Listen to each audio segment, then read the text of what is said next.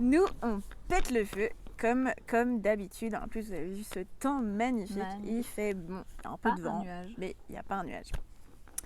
Alors, on a voulu faire cette vidéo il y a quelques temps. Pour ceux qui nous suivent sur notre page Instagram, vous avez vu qu'on a fait, c'était le défi numéro 17. C'était de faire son vision board. Et pour ceux qui ne connaissent pas notre page Instagram encore, vous retrouverez le lien sous cette vidéo. Alors cliquez, allez voir et remettez du peps dans votre vie. Alors, Juju, est-ce que tu peux nous expliquer un petit peu qu'est-ce qu'un vision board?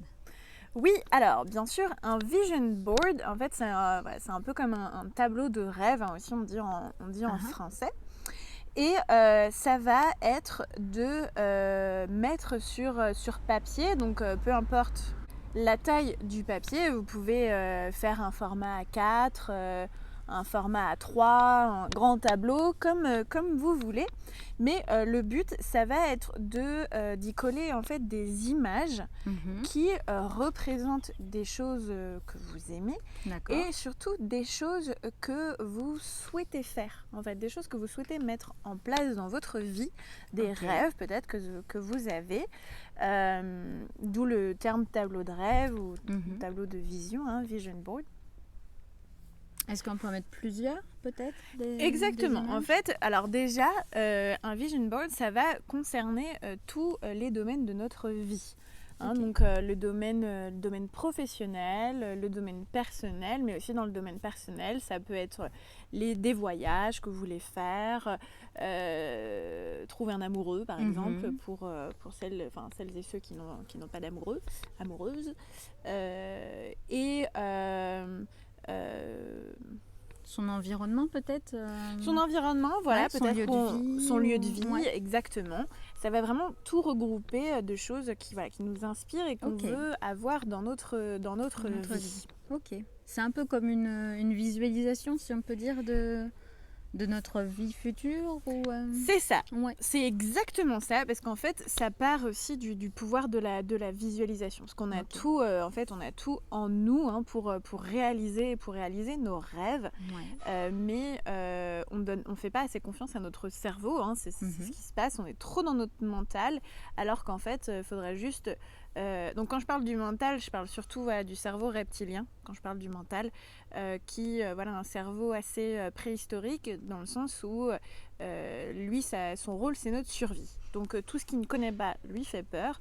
Donc c'est la petite voix qui dit non, n'y va pas si tu peux pas. Non. Mais tu prends trop de risques. Tu prends trop de risques. Non. Retourne en arrière. Alors certaines fois, il y a des voix qu'il faut écouter, mais c'est quand elles viennent du cœur, hein, pas quand elles viennent de là. Et donc on a tout en nous, hein, le pouvoir de création. C'est de créer notre propre vie, des choses qu'on a envie de faire. En fait, notre cerveau ne fait pas la différence entre ce qui est réel et ce qui ne l'est pas. C'est pour ça que nos rêves nous semblent si réels le matin quand on se lève. Ça, il ne fait pas la différence. Donc plus on va visualiser quelque chose, plus notre cerveau il va se dire « Ah non, mais ça on l'a déjà fait, je connais ». Donc ça lui fait moins peur, et comme pour lui c'est quelque chose qui est déjà fait, sans nous rendre compte, finalement on va mettre des petites actions en place qui nous amènent vers notre but. D'accord, ok. Donc ce tableau de rêve va servir à ça, c'est-à-dire pouvoir avoir la vision de ce qu'on veut, vraiment. Ce tableau de rêve, il va falloir l'afficher soit au-dessus de votre bureau, si vous y êtes beaucoup, ou à un endroit où vous pouvez le voir assez régulièrement. S'il est coincé dans le tiroir et que vous le regardez jamais, c'est un peu dommage. Oui, ou sous le lit, ça n'a pas grand intérêt. Ça n'a pas grand intérêt, le but... Les challengers comprendront la référence, pardon. J'ai une petite challengeuse pour qui le message du vision board sous le lit, non, ça va pas ça. Tu le sors du lit, tu le mets sur ton mur. Donc exactement, voilà, il faut que le cerveau puisse le voir plusieurs fois pour s'imprégner, voilà, ouais. notre visualisation. Mhm. Et ce qui est drôle, c'est que des fois, en fait, on oublie un peu voilà, notre tableau de rêve, notre vision board, on l'oublie complètement. Mhm.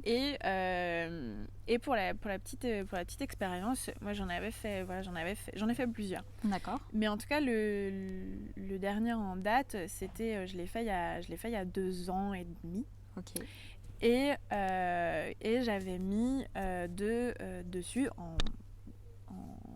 notamment de pouvoir me retrouver avec la personne avec qui j'étais en couple. On était éloignés au niveau de distance. D'accord. Et ce que j'avais mis une image qui nous représentait pour qu'on se retrouve. 2 ans et demi plus tard, on n'a pas réussi à se retrouver. On a tous les deux dit que ce serait sûrement pas possible, en tout cas pas pour l'instant. D'accord. Et en fait, j'ai été tellement dégoûtée, en fait, horriblement triste. Là, vraiment, je vous parle à cœur ouvert. J'ai tellement été triste de ça que je me suis dit, non, de toute façon, le tableau de rêve, c'est de la merde. De toute façon, ça marche pas, c'est trop de la merde. J'ai tout décroché, en fait, ce que j'avais fait, parce que moi, je l'avais pas fait sur ordinateur déjà le montage, j'avais pris les photos et j'avais punaisé en fait sur un tableau en liège. Ah génial, ok. Et donc là j'ai tout décroché, j'ai tout mis dans une pochette et je me suis servi d'ailleurs de mon tableau en liège pour le boulot, pour mettre des trucs dessus, mais j'étais là, non, de toute façon le tableau de rêve c'est que de la merde. Ça m'énerve, non. Et puis en fait, là on s'est dit, bah tiens, ce serait bien de faire le défi tableau de rêve. Alors moi c'est vrai que j'étais un peu forcément, vu cette expérience-là, un peu frileuse de le faire. Et en fait, ça m'a fait un bien fou de le refaire parce que notamment je me suis rendu compte que finalement il y avait des choses qui avaient changé. En 2 ans et demi, j'avais d'autres envies.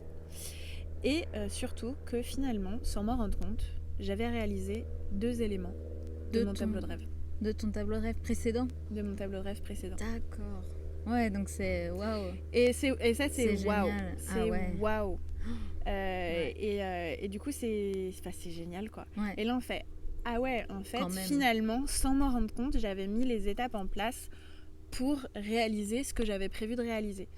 C'est plus fort qu'une checklist parce que là, au moins, c'est imagé. Et les images, c'est très important pour le cerveau. Je sais qu'avec une amie, pour aller un petit peu plus loin que le vision board, avec une amie, on se faisait des petites sessions de visualisation. C'est-à-dire qu'on fermait les yeux et puis on prenait un de nos objectifs qui nous tenait à cœur et puis on visualisait en fait ce qui allait se passer, comment on allait le vivre et comment ça allait se passer. Et on prenait ça, donc c'était vraiment court, mais c'était trop génial. Et ça nous faisait faire un petit voyage. Et parce que du coup, c'était dans le voyage, notre visualisation. Et c'est vrai que ça permettait de mettre aussi les émotions, parce qu'on dit souvent que pour la visualisation, ce qui est important, c'est d'ajouter les émotions quand on a déjà atteint l'objectif. Donc c'est vrai que ça rajoute la petite touche émotionnelle. Et du coup, oui, rajouter cette petite touche avec les émotions, c'est très important pour pouvoir ancrer encore plus cet objectif et ce rêve pour qu'il soit plus facile à atteindre, quoi. Exactement. Alors du coup, est-ce que tu peux nous faire un petit tuto ? Alors, un petit tuto. Donc, je partirai. Donc, vous prenez votre objectif, votre rêve ou ce que vous avez envie de réaliser. Ça peut être également, ça peut être des grandes choses comme un voyage et ça peut être une recette. Donc, quelque chose de plus simple.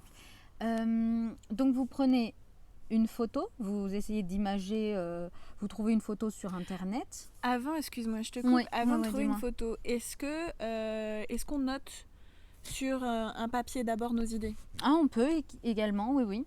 On peut se dire, on met 2-3 objectifs ou 4-5, ça dépend de ses envies du moment. Et puis on peut, dans un premier temps, les noter par écrit.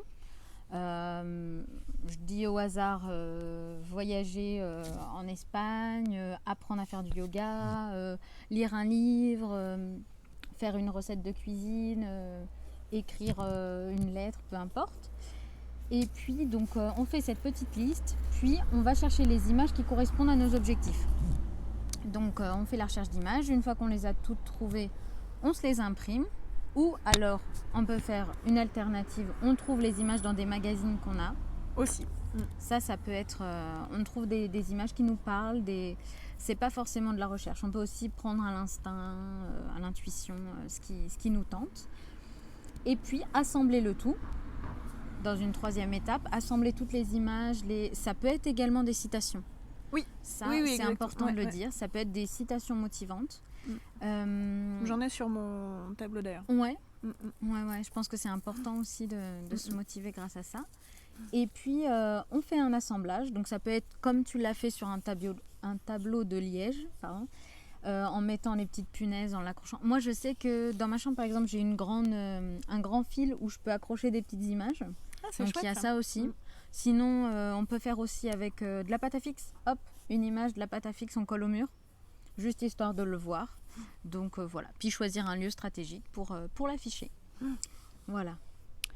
Donc voilà, les challengers, les nouveaux arrivants, vous avez tous les éléments pour faire un vision board. Donc pour ceux qui l'avaient fait avec le défi, tant mieux, mais pas sous le lit, comme l'a dit Mathilde, ça ne sert à rien. Mettez-le à un endroit où vous pouvez bien le voir, et puis j'invite celles et ceux qui ne l'ont pas encore fait à le faire. Et vous pouvez nous le partager également en nous envoyant un petit message, une petite photo de votre vision board. On sera ravis de les voir. Ce serait super. Maintenant, si vous voulez le garder pour vous, c'est quelque chose de perso. Donc, c'est vrai également. On ne vous en voudra pas.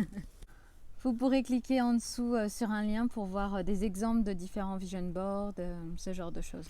Pour trouver des petites inspirations. Et puis, je vous invite vraiment à aller cliquer sur le petit bouton s'abonner en bas et puis cocher bien la petite cloche parce que ça permet de voir des vidéos inspirantes comme ça qu'on fait une fois par semaine. Et puis aussi, nos défis, nos retours sur les défis. Le but étant toujours de remettre du peps dans nos vies et dans les vôtres.